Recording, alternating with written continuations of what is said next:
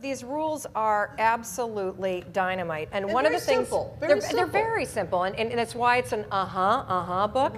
And you know, one of the and so one of the things that I also loved about your theory was you talked about when doubt creeps in, what your formula, because I have the same formula for how you deal with doubt, because every single one of us, you know, you have the voice that you listen to, and sometimes it's really empowering, and sometimes it is garbage. And so when the doubt creeps in, what's your advice? Because it's really good. Well, you take action. Whenever I am in doubt, I do something, I take some action, but what I do is I listen to myself. We all have that little inner voice. It's just kind of like how you were saying a little bit ago there, Mel.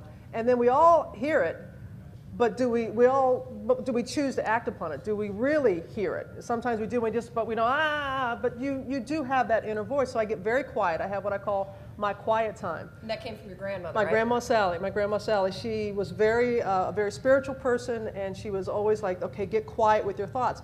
And when I had doubts about, well, am I going to make the transition from sports to news? Am I going to do that? I was fearful. I got quiet. I had my doubts.